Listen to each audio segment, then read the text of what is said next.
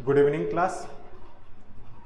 Learn with perfect में आपका स्वागत है, जिसमें आज टीजीटी के विषय में हम लोग चर्चा करने वाले हैं। मतलब ये जो क्लास है टीजीटी विषय पर ही आधारित है और जिसमें मैं नवीन कुमार सिंह ज्योग्राफी के उन विशेष क्वेश्चनों के बारे में आपसे डिस्कशन करेंगे जो कि पिछले साल टीजीटी के एग्ज़ाम में आए हुए हैं। तो कंप्यूटर जी पहला क्वेश्चन लगा दिया जाए।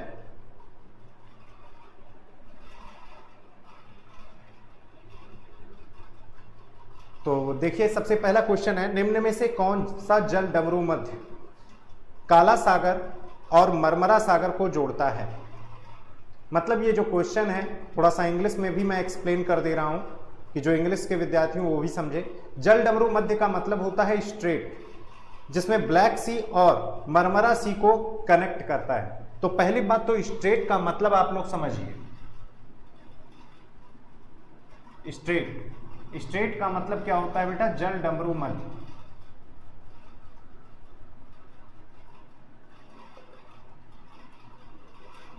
मतलब सागर की या जल की वो पट्टी दो बड़े जल निकायों को क्या कर रही है? कनेक्ट कर रही है। उसे हम क्या कहते हैं? स्ट्रेट कहते हैं। सागर की वो पट्टी जो दो बड़े जल निकायों को कनेक्ट करती है उसे हम क्या कहते हैं? जल संधि भी कह सकते हैं इसको बेटा,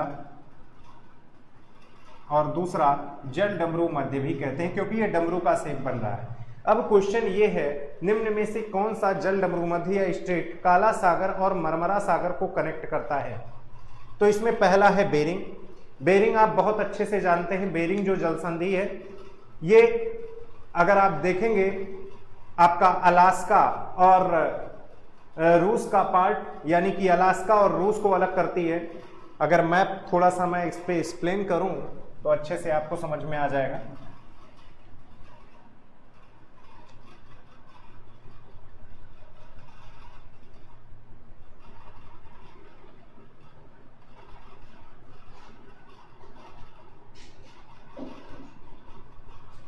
ये नॉर्थ अमेरिका वाला पार्ट है,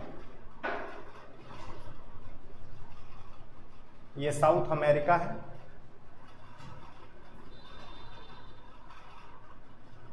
ये इटली का क्षेत्र है,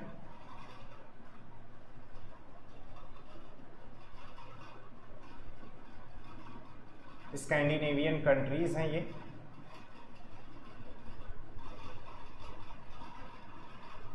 ये इंडिया का क्षेत्र है, थाईलैंड, वियतनाम,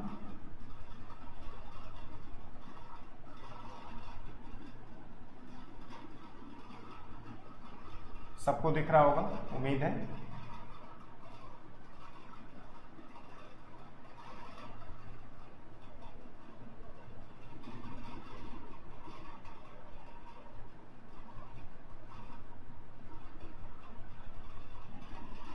ये ऑस्ट्रेलिया वाला पार्ट है,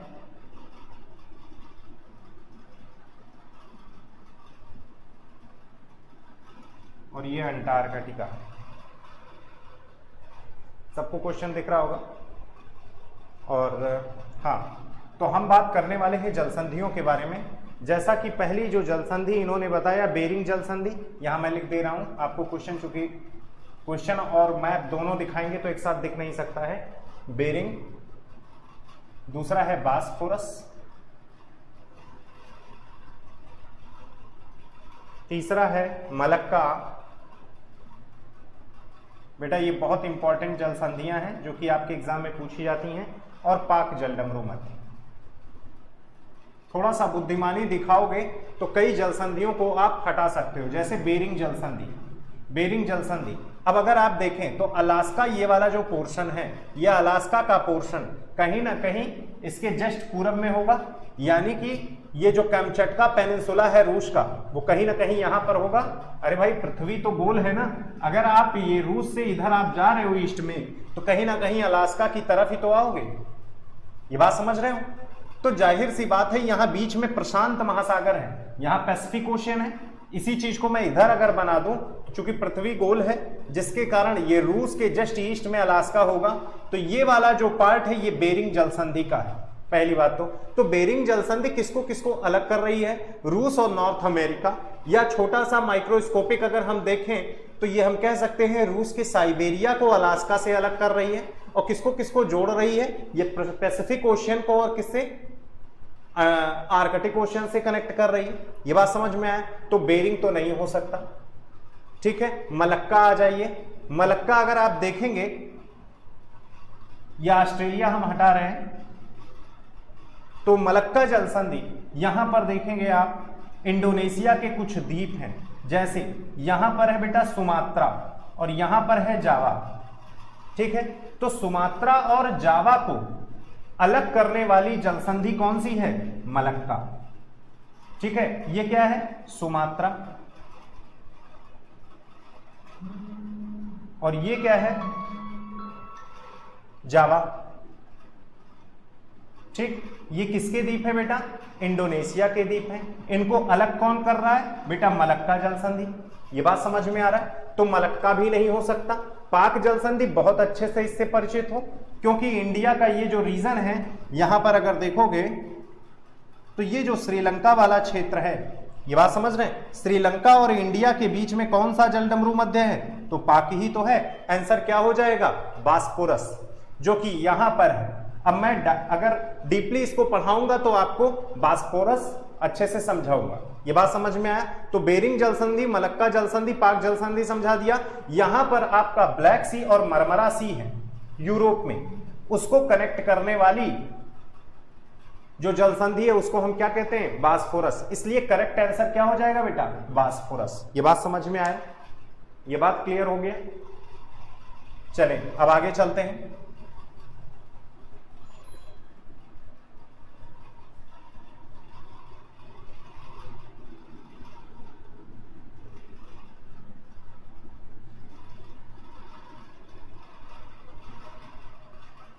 ठीक है, अगले क्वेश्चन पर हम लोग आते हैं। देखिए आपके सामने है, निम्नलिखित में से कौन नकदी फसल नहीं है? पहली बात तो ये आपको पता होना चाहिए नकदी फसल क्या है, कैश क्रॉप क्या कहलाती, कौन सी कैश क्रॉप होती है? कपास, जूट, चाय। तो जिसको बेचकर, ठीक है, आप प्रॉफिट नहीं कमा सकते, समझ रहे हैं, उसे हम क्या कहते हैं? वो नकदी फसल नहीं है। जैसे आप देख रहे हैं कपास, जूट, चाय, ये सब क्या है? ये नकदी फसल है। एक प्रॉफिट के लिए किसान इसको बोता है। जो आलू है ये एक प्रकार से जीवन निर्वाह कृषि के लिए ज्यादातर की जाती है, इसलिए इसका आंसर तो आपको पता होगा क्या है? आलू। अगले क्वेश्चन पर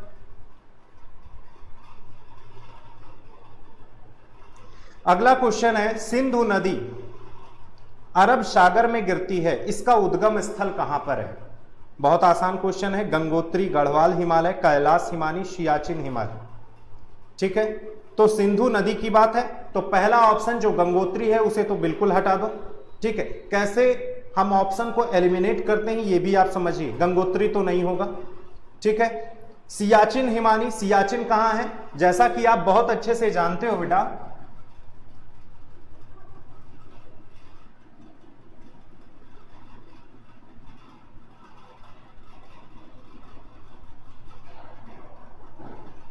कुछ इस तरीके से जम्मू कश्मीर वाला रीजन है और यहां पर काराकोरम श्रेणी है, यहां पर है सियाचिन ग्लेशियर। कहां पर है? सियाचिन ग्लेशियर। यहां से भी सिंधु नदी का उद्गम नहीं होता। अगर थोड़ा सा भी ज्योग्राफी आपने कभी पढ़ा हो तो ये आप जरूर बता सकते हैं, जो सिंधु नदी की ओरिजिन होती है वो चाइना से होती है। और चाइना में कहां से होती है? तिब्बत से होती है। तो पहली बात तो गंगोत्री हटा ही दो, सियाचिन हिमानी हटा दो, गढ़वाल हिमालय और कैलाश हिमालय। बेटा गढ़वाल कहां है नाम? गढ़वाल नाम कहां है? उत्तराखंड और हिमाचल प्रदेश में हिमालय की श्रेणियों को गढ़वाल कहा जाता है। तो उस पर उपस्थित जो ग्लेशियर होंगे उसको गढ़वाल हिमानी कहा जाएगा। यह बात समझ में आया? तो जाहिर सी बात है आंसर क्या हो जाएगा? कैलाश हिमानी। कैलाश क्षेत्र कहां है? तिब्बत का वो क्षेत्र है। ये बात समझ में आया? यानी कि यहां ये चाइना का क्षेत्र है।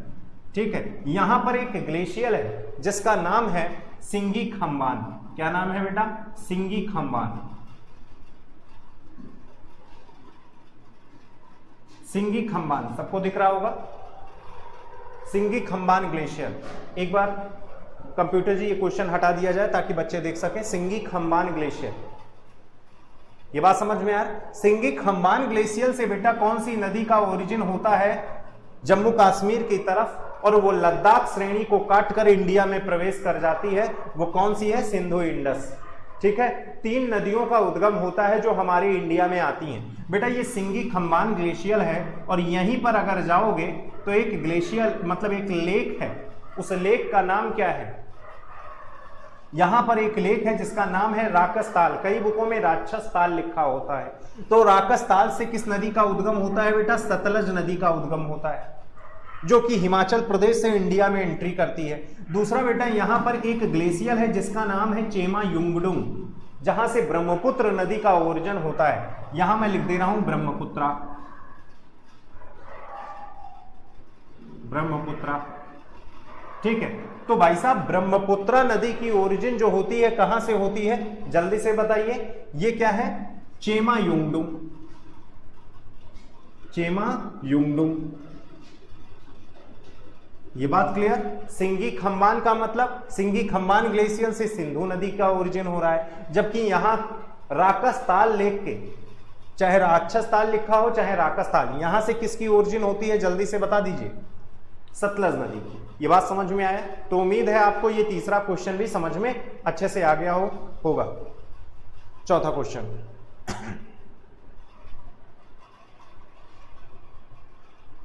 बेटा सबसे आसान क्वेश्चन है, ये तो आपको पता होगा। मिस्र की नील नदी विश्व की सबसे क्या है? लंबी नदी है। इसमें ज्यादा हम डिस्क्राइब क्या कर सकते हैं? थोड़ा सा आइए मैपिंग देख ले। तीसरा क्वेश्चन आप लोग को दिख गया होगा, नील नदी। अब नील नदी के बारे में थोड़ा सा डिस्क्रिप्शन इसलिए मैं दे रहा हूं क्योंकि टीजीटी के एग्जाम में यही केवल लंबाई से ही क्वेश्चन नहीं आएगा। ये तो बच्चे बच्चे को पता है कि नील नदी क्या है? विश्व की सबसे लंबी नदी। ठीक है, यहां पर अगर देखेंगे तो बेटा एक विक्टोरिया लेक है। कौन सी लेक? Victoria lake. ये विक्टोरिया लेक से एक नदी की ओरिजिन होती है जिसका नाम है व्हाइट नील, सफेद नील नदी की उद्गम होता है। जबकि यहां पर अगर देखोगे तो यहां पर इथोपिया है, इथोपिया से एक नदी का ओरिजिन है जिसका नाम है ब्लू नील। बेटा ब्लू नील और व्हाइट नील कहां मिलते हैं? सूडान की राजधानी खार्तूम में। यहां पर सूडान की कैपिटल है खार्तूम। यह बात समझ में आया? यहां दोनों मिलते हैं, तब इस दोनों के मिलने से एक नदी का निर्माण होता है जिसको क्या ना कहते हैं? नील नदी। ये बात समझ में आ रही है कि नहीं? नील नदी किनसे मिलकर बनी है? व्हाइट नील और ब्लू नील। अब अगर पूछ लिया जाए व्हाइट नील ब्लू नील में कौन सी सबसे ज्यादा लंबी है, तो वहां आप बताओगे क्या? ब्लू नील सबसे ज्यादा लंबी है। उम्मीद है आपको समझ में आ गया होगा। नील नदी की ओरिजिन बार बार पूछता है, नील नदी, व्हाइट नील और ब्लू नील नदी की हमेशा ओरिजिन पूछा है। ठीक है, अगले क्वेश्चन पर आते हैं। तो क्वेश्चन नंबर 4 भी आपको समझ में आ गया होगा। आइए 5 क्वेश्चन। दो समांतर भ्रंशों के बीच धसे हुए भाग को क्या कहते हैं? यह बात समझ में आ रहा है? दो समांतर भ्रंशों के बीच धसे हुए भाग को क्या कहते हैं? कंदरा, यू आकार की घाटी, वी आकार की घाटी, भ्रंश घाटी। यहां भ्रंश तो नाम ही दे दिया इसलिए भ्रंश घाटी हो जाएगा। क्या है इसका मतलब? इसका मतलब सीधा सीधा बेटा ये है, जैसे मान लो ये प्लेस है, ठीक है, इसके 3 भाग मैंने कर दिए, ए बी सी। ठीक है, A B C, A part, B part, C part है, ये एक ही भाग है। अब पता लगा ए पार्ट में सांप ने बिल बनाकर रहना चालू कर दिया। ठीक, बी पार्ट में पता लगा पत्ते से पानी गिर रहा है और ये ह्यूमिड इलाके में है, मतलब ये जाहिर सी बात है ये आर्द्र क्षेत्र में होगा। जबकि सी वाला पार्ट पे काफी धूप खिल रहा है, मतलब काफी इसमें सनराइज बहुत तेजी से पड़ रही है, जिसके कारण हो क्या सकता है, ये ए पार्ट की जो डेंसिटी है D1, दूसरे पार्ट की डेंसिटी D2, तीसरे पार्ट की डेंसिटी D3, इसका डेंसिटी D2, और मान लीजिए D2 वाली डेंसिटी D1 से ज्यादा है, D3 से ज्यादा है। तो कभी ना कभी ऐसा हो सकता है भविष्य में ये वाला पार्ट नीचे चला जाए और ये वाला पार्ट ऊपर ही रहे। ठीक, ध्यान से ध्यान दीजिएगा इस पर।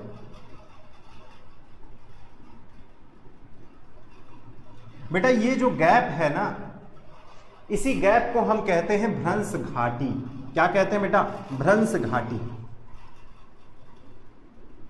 बेटा इसको हम क्या कहते हैं? Rift valley. ये बात समझ में आया? रिफ्ट वैली, भ्रंश घाटी है ये। जबकि ये दोनों प्लेस पहले क्या थे? एक समतल भूमि के भाग थे, लेकिन क्या हुआ, इस भाग, बीच वाले भाग के नीचे धंस जाने के कारण ये वाला भाग वहीं पर रह गया और एक प्रकार से क्या रहा? एक पर्वत की नुमा। अगर मान लो यहां कोई व्यक्ति खड़ा हो, यहां कोई व्यक्ति खड़ा हो, तो इसके लिए तो ये पर्वत हो गया ना बेटा। ऐसे ही पर्वतों को हम ब्लॉक माउंटेन कहते हैं, खंड पर्वत के नाम से जानते हैं। इसको हम क्या कहते हैं? खंड पर्वत। खंड पर्वत बेटा इसको हम क्या कहते हैं? Block mountain. क्या कहते हैं? Block mountain. ये बात समझ में आ रही है? ये बात क्लियर है? ब्लॉक माउंटेन किसे कहते हैं? जब किसी एक ब्लॉक के नीचे धंस जाने के कारण बगल वाले दोनों ब्लॉक खड़े हों, तो ऐसे पर्वत को हम ब्लॉक माउंटेन की संज्ञा देते हैं। जैसे इंडिया में कौन से हैं बेटा? सतपुड़ा का नाम सुने होंगे, अजंता का नाम सुने होंगे, विंध्याचल का नाम सुनेंगे। ये क्या है?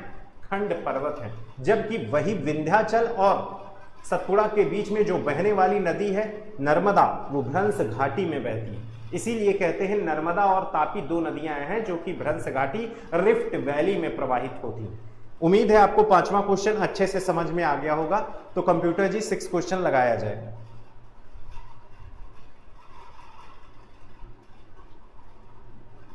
सूर्य की सतह का तापमान लगभग होता है 2000 सेंटीग्रेड, 3000, 4000, बेटा 5000 सेंटीग्रेड। तो क्या बताएंगे?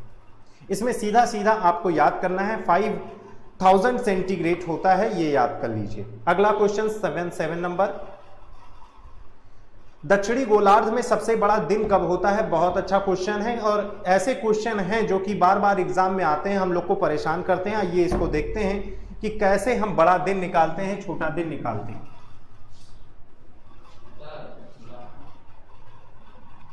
ठीक है, ये मान लीजिए पर्वत, मान लीजिए पृथ्वी है। ठीक है, ये आपको बहुत अच्छे से पता है विषुवत रेखा है, भूमध्य रेखा है, इक्वेटर है। इसके ऊपर बेटा होती है कर्क रेखा, जिसे हम कहते हैं ट्रॉपिक ऑफ कैंसर। क्या कहते हैं? Tropic of Cancer. जबकि इसके नीचे जो बेटा होती है उसे हम कहते हैं बेटा ट्रॉपिक ऑफ कैप्रिकॉर्न। क्या कहते हैं? Tropic of Capricorn.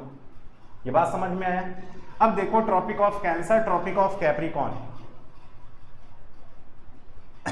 बेटा इसको हम कहते हैं कर्क, तो इसको हम कहते हैं बेटा मकर। ठीक, यहां पर सूर्यदेव हैं। कब?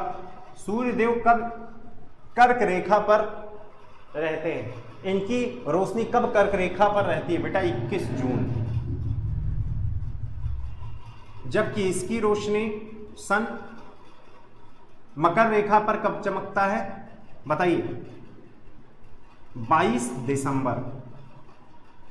ठीक बेटा याद रखना, जब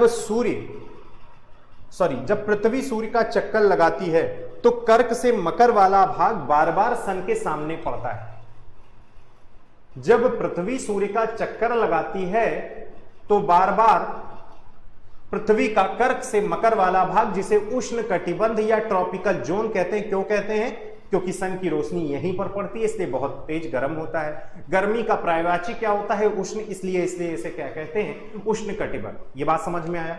तो उष्ण कटिबंध का ये जो क्षेत्र है, ठीक है, यानी कि कर्क से मकर का क्षेत्र बार बार सन के सामने ही पड़ता है।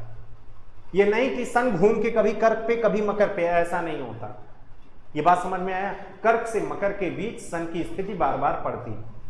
ये हो सकता है कभी सन की किरणें कर्क रेखा पर लंबवत पड़ती हैं और कभी सन की किरणें मकर रेखा पर लंबवत पड़ती हैं। बेटा जब कर्क रेखा पर लंबवत पड़ेंगी तो जाहिर सी बात है कर्क रेखा उत्तरी गोलार्ध में, नॉर्थ हेमिस्फीयर में है। इसलिए क्या होगा? दिन बड़े होंगे उत्तरी गोलार्ध में, दक्षिणी गोलार्ध में रातें छोटी होंगी। ये बात समझ में आया? जबकि जब सन की किरणें मकर रेखा पर होंगी तो दक्षिणी गोलार्ध में दिन बड़े और उत्तरी गोलार्ध में दिन छोटे होंगे। अब आइए देख लेते हैं दक्षिणी गोलार्ध में सबसे बड़ा दिन कब होगा बेटा? 22 दिसंबर होना चाहिए, लेकिन 21 जून, अब 22 दिसंबर है, ठीक है। इसके आसपास का समय कौन सा है? 27 दिसंबर, 23 सितंबर, 27 दिसंबर। आप जस्ट यही लगा दीजिए 27 दिसंबर, इसलिए आंसर क्या होगा, जो 22 दिसंबर के आसपास होगा 27 दिसंबर इज द करेक्ट आंसर। ठीक है, सबसे बड़ा दिन कब होगा, दक्षिणी गोलार्ध में। अब 22 दिसंबर नहीं दिया है तो उसके आगे पीछे की डेट हो सकती है, ये बात समझ में आए। तो कंप्यूटर जी 8वां क्वेश्चन देखिए, बहुत सिंपल क्वेश्चन है। पेरिस किस नदी के किनारे पर स्थित है, ओटावा, सीन, टाइटन और उपरोक्त में से किसी में नहीं। तो बेटा ये सिंपल फैक्चुअल क्वेश्चन है, पेरिस किस नदी के किनारे है, इसको बस सीधा सीधा लगा दीजिए सीन, ये आंसर हो जाएगा। ठीक है, तो कंप्यूटर जी 9 क्वेश्चन लगाया जाए। बेटा संसार की छत कहा जाता है, जैसे हिमालय पर्वत को, रॉकी पर्वत को, मैक्सिको के पठार को, पामीर के पठार को। बहुत सिंपल क्वेश्चन है, संसार की छत किसे कहा जाता है, बेटा पामीर प्लेट्यू को कहा जाता है, पामीर के पठार को कहा जाता है।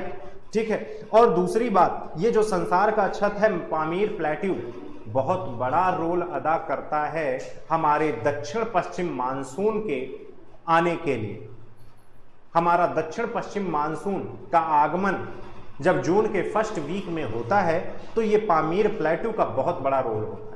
ये बात समझ में आया, पामीर प्लेट्यू का क्या होता है, बहुत बड़ा रोल होता है। क्यों बहुत बड़ा रोल होता है, क्योंकि पामीर प्लेट्यू, ध्यान दीजिएगा, पामीर का जो पठार है एक तो ऊंचा है, दूसरा समतल है, और जब सन की रोशनी आती है तो जो भाग ऊंचे होते हैं ऊपर से समतल होते हैं वहां सूर्यातप ज्यादा होता है, वो लो प्रेशर ट्रफ बनाता है जो कि हिंद महासागर की हवाओं को अपनी ओर खींचता है। इसलिए आंसर क्या हो जाएगा, पामीर का पठार।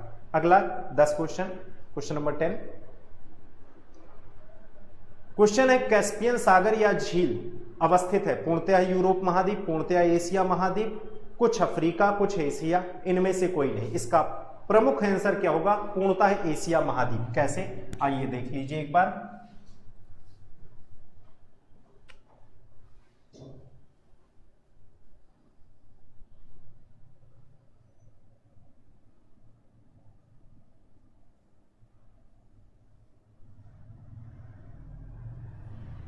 ये हम केवल एशिया को बना रहे हैं।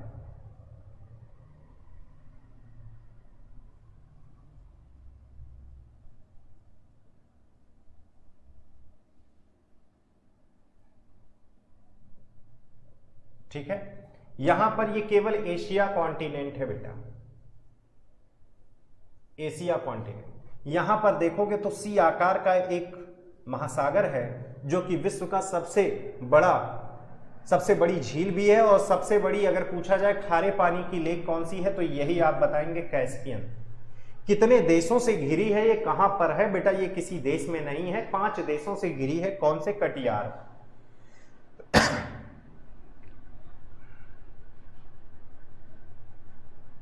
कटियार का मतलब क्या, कजाकिस्तान,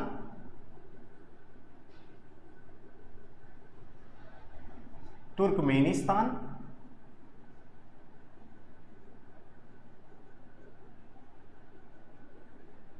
ईरान, अजरबैजान और रशिया यानी कि रूस। इतने देशों से ये घिरी है। कभी कभी क्वेश्चन आता है कि बताइए किस देश से घिरी नहीं है, और यहां दे देंगे option Kazakhstan, Turkmenistan, Iraq, Azerbaijan, रूस। तो बेटा ध्यान देना, ईरान है, इराक नहीं है। दूसरा कभी कभी ऑप्शन बनेगा कजाकिस्तान, तजाकिस्तान, ईरान, अजरबैजान। तो बेटा तुर्कमेनिस्तान है, ना कि तजाकिस्तान है, ये ध्यान रखना। तो इतने देशों से ये घिरी हुई है, 5 देश हैं। तो कैस्पियन सागर या झील अवस्थित है। ये पांचों के पांचों देश अगर देखा जाए तो इसमें केवल रूस को छोड़ दिया जाए, क्योंकि रूस का आधा भाग, आधा से कम भाग एशिया में है और आधा से ज्यादा भाग यूरोप में है। ठीक है, तो ये ज्यादातर ये हिस्सा जो रूस है, ये मतलब जो इसका रूस है, मतलब कैस्पियन सागर को घेरने वाला जो रूस है वो एशिया का ही पार्ट है। ये बात समझ में आया। तो ये सारे के सारे देश लगभग एशिया के हैं, इसलिए आंसर क्या हो जाएगा, बी, पूर्णतः एशिया महाद्वीप। ये बात समझ में आया।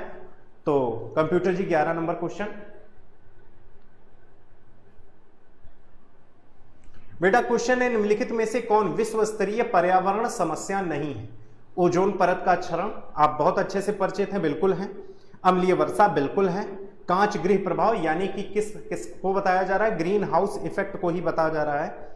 वन अपरोपण, तो इसमें अगर सही देखा जाए तो वन अपरोपण ही आंसर होगा। यहां पर थोड़ा सा शुद्ध हिंदी अगर यूज किया जाए तो यहां पर वनोन्मूलन अगर देखा जाए तो यहां पर वन मतलब इसको लगाना चाहिए वृक्षारोपण, तो वृक्षारोपण नहीं हो सकता। ये बात समझ में आए, तो इसलिए जो डी आंसर है वो ही इसमें करेक्ट होगा। थोड़ा सा इसमें मिस्टेक हो गई है टाइपिंग में, इसलिए आंसर 11 का डी होना चाहिए। ये बात समझ में आया। तो अगला क्वेश्चन 12 नंबर, निम्नलिखित में से कौन सा युग्म सही नहीं है। देखिए इसमें सुमेलित करना है कौन सा सही नहीं है पूछा है, ठीक है। हरमट्टन, चिनूक, ब्रिकफील्डर, फॉन, ये बेटा क्या है, ये एक प्रकार सी लोकल विंड्स हैं। हरमट्टन, ये हरमट्टन हवा कहां की है, जल्दी से बताइए।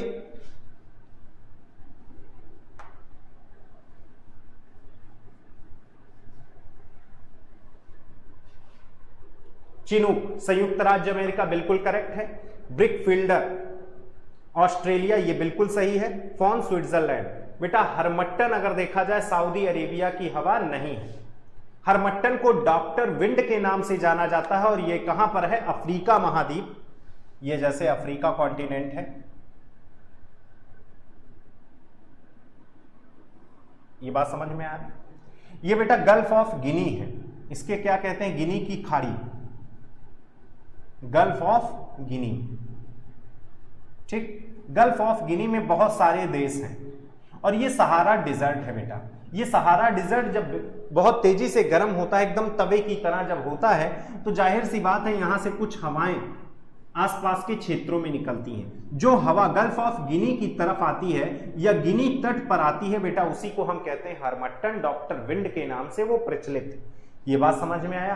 तो हरमट्टन कहां है, gulf of Guinea. Doctor wind क्यों कहा जाता है, क्योंकि ये हवा बहुत गर्म होती है। यहाँ के आसपास क्षेत्रों में जो वायरस बैक्टीरिया होते हैं, गर्मी के महीने में ये जब चलती है तो यहाँ के जो वायरस बैक्टीरिया है उनको खत्म करती है, क्योंकि यही वायरस बैक्टीरिया कहीं ना कहीं ह्यूमन लाइफ को, एनिमल पूरे सिस्टम को क्या करते हैं, नुकसान पहुंचाते हैं। चलिए अगला क्वेश्चन 13 नंबर, भारतीय प्रमाणिक समय लिया गया है 75 डिग्री पूर्वी देशांतर, 70 डिग्री पूर्वी देशांतर, 82.5 डिग्री पश्चिमी देशांतर, 82.5 डिग्री पूर्वी देशांतर। अगर आपको कंफ्यूजन इसमें होगा क्योंकि आपने कई बार ज्योग्राफी पढ़ रखी है, तो 82.5 डिग्री पश्चिमी या पूर्वी देशांतर, ये बात समझ में आया। तो बेटा इसका सही आंसर है 82.5 डिग्री पूर्वी देशांतर। ये बात समझ है, क्यों पूर्वी देशांतर, क्योंकि जाहिर सी बात है जो ग्रीनविच लाइन है 0 डिग्री देशांतर रेखा है, उसके ईस्ट में इंडिया है और इंडिया के लगभग बीचों बीच यानी कि इलाहाबाद के नैनी से होकर गुजरती है 82.5 डिग्री पूर्वी देशांतर रेखा। ये मानक देशांतर क्यों बनाए जाते हैं, ताकि अगर देखा जाए इंडिया में, तो इंडिया की अगर मैं बात करूं तो इंडिया किस देशांतर से किस देशांतर की ओर फैला हुआ है बेटा, 68 डिग्री 7 मिनट से 97 डिग्री 25 मिनट, ठीक है। 97 डिग्री 25 मिनट, 68 डिग्री 7 मिनट से 97 डिग्री 25 मिनट। ये बात समझ में आया। यानी कि बेटा इससे होकर कम से कम कितनी देशांतर रेखाएं गुजर रही होंगी, 30 देशांतर। और चूंकि आपको पता है एक देशांतर पर 4 मिनट का समय का अंतराल होता है, अगर पूरब जाओगे तो 4 मिनट बढ़ेगा और पश्चिम में जाओगे तो 4 मिनट घटेगा। ये बात समझ में आ रहा है। पता लगा 30 देशांतर है तो बेटा 30 चौके 120 मिनट, यानी कि इंडिया में ही 2 घंटे का अंतर है। ये बात समझ जाइए, किसमें, गुजरात और अरुणाचल प्रदेश में। यानी कि हर जगह जहां पर आप जाएंगे कहीं ना कहीं समय का अंतर आपको मिल जाएगा। इसलिए भारत ने अपना एक मानक देशांतर मान रखा है। जिन देशों की क्षेत्रफल हद से ज्यादा होते हैं या कुछ ज्यादा अगर उनका क्षेत्रफल है, जैसे रशिया हुआ, ठीक है, कनाडा हुआ, यहां 5 और 11 देशांतर रेखाएं, मानक देशांतर रेखाएं जो समय का निर्धारण करती हैं। ये बात समझ में आया। तो चलिए अगले क्वेश्चन पर हम लोग आते हैं। क्वेश्चन नंबर 14, निम्नलिखित में से कौन सा युग्म सही नहीं है, हरित क्रांति खाद्यान्न उत्पादन, नीली क्रांति मछली उत्पादन, श्वेत क्रांति दुग्ध उत्पादन, पीत क्रांति इस्पात उत्पादन। बेटा जैसा कि आपको पता है हरित क्रांति खाद्यान्न उत्पादन से रिलेटेड कतई नहीं है। नीली क्रांति मछली उत्पादन। कौन सा युग्म सही नहीं है ये पूछ रहा है, ठीक है। क्वेश्चन नंबर 15, तो कौन सा युग्म सही नहीं है?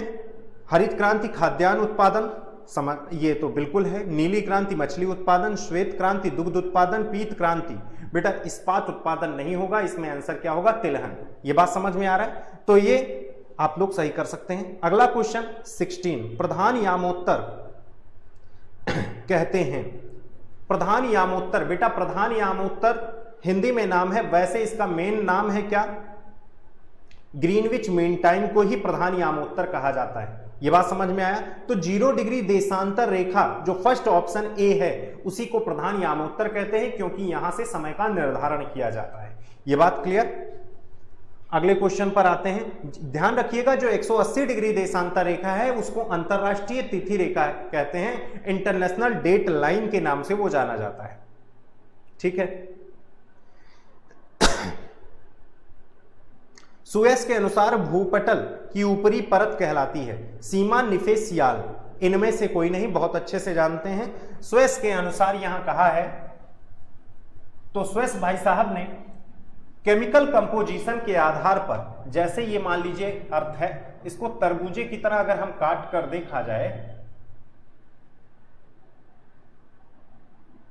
तो पहले वैज्ञानिक थे सुएस।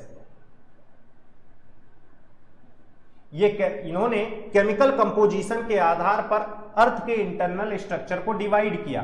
बेटा इसको इन्होंने क्या कहा? सियाल। ये तो बाद में हम लोग जब हम सीज्मिक वेव यानी कि भूकंपीय तरंगे पढ़ लेते हैं तो हम इसको कहते हैं क्रस्टमेंटल कोर। ये बात समझ में आया? जो आधुनिक अवधारणा है।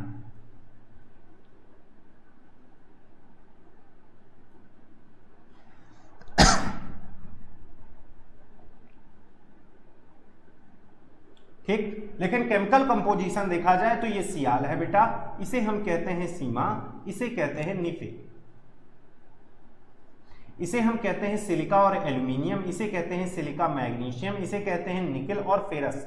यानी कि कोर में क्या होते हैं? निकेल और आयरन की मात्रा, मेंटल में सिलिका मैग्नीशियम की मात्रा, और अर्थ क्रस्ट सिलिका और एल्यूमिनियम की मात्रा। तो आंसर क्या हो जाएगा? सियाल।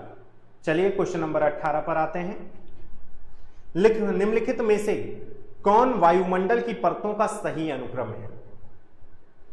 ठीक है, निम्न में से कौन वायुमंडल की परतों का सही अनुक्रम है? बेटा परिवर्तन मंडल, मध्य मंडल, समताप मंडल, ताप मंडल। आगे बढ़ते हैं। परिवर्तन मंडल, पहली बात तो ये जानना जरूरी है परिवर्तन मंडल क्या है। बेटा कुछ नहीं है, क्षोभ मंडल। क्यों? क्योंकि ज्यादातर घटनाएं, मौसमी घटनाएं इसी में होती हैं, इसी कारण इसका क्या नाम है? परिवर्तन मंडल। ठीक है, तो इसमें सही आंसर अगर देखा जाए तो परिवर्तन मंडल, समताप मंडल, मध्य मंडल, ताप मंडल, ये सही होगा। आंसर सी होगा। एक बार आप लोग देख भी लीजिए।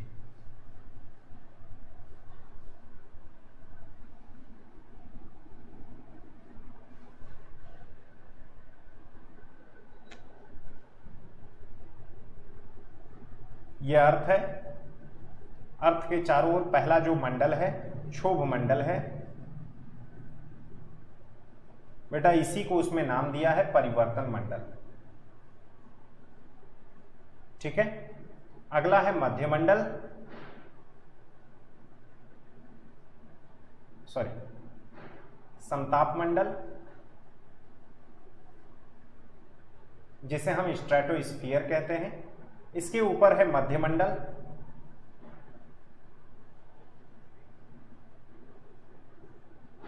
जिसे हम मीजोस्फीयर कहते हैं।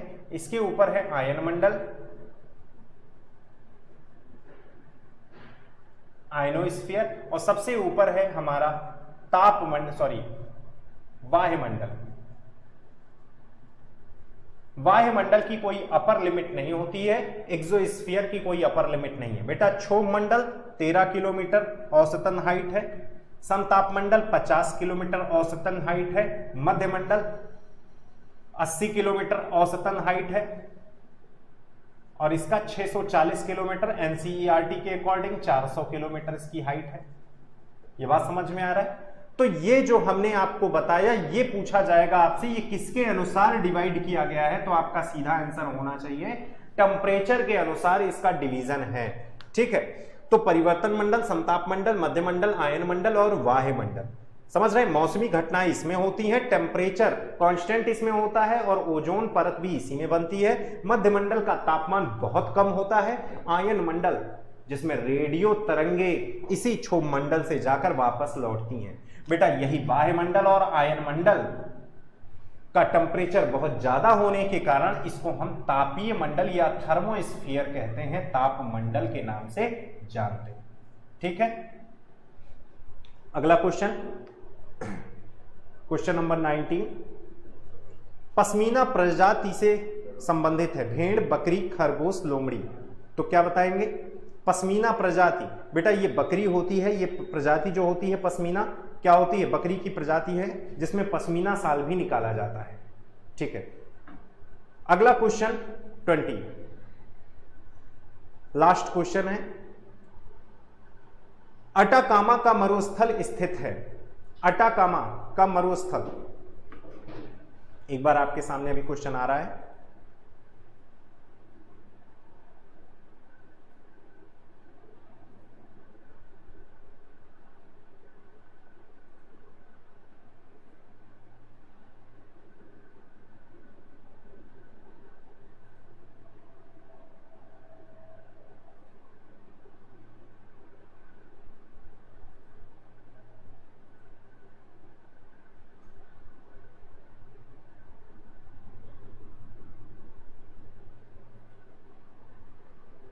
चलिए, अटाकामा मरुस्थल, चलिए फिलहाल स्क्रीन पर थोड़ा सा टेक्निकल इशू है। चलिए फिलहाल आपको थोड़ा क्वेश्चन शॉर्ट में दिख रहा होगा। अटाकामा मरुस्थल है वो। ठीक है, अटाकामा मरुस्थल आपसे पूछा जा रहा है कहां पर है? ऑस्ट्रेलिया, अफ्रीका, एशिया, दक्षिण अमेरिका। अटाकामा, ठीक है, बताइए। आइए थोड़ा सा डायग्राम से इसको देख लेते हैं। अटाकामा, दो डेजर्ट्स हैं, अटाकामा, पैटागोनिया। बहुत कंफ्यूज करते हैं ये।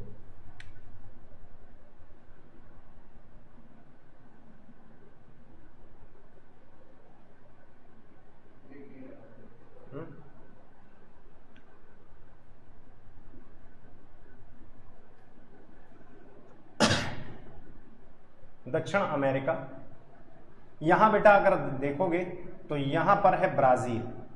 ठीक है, यहीं पर एक विश्व की सबसे लंबी पर्वत श्रृंखला है जिसका नाम है एंडीज पर्वतमाला। बेटा एंडीज पर्वतमाला में यहां पर एक देश है पेरू, ठीक, और यहां पर एक देश है चिली।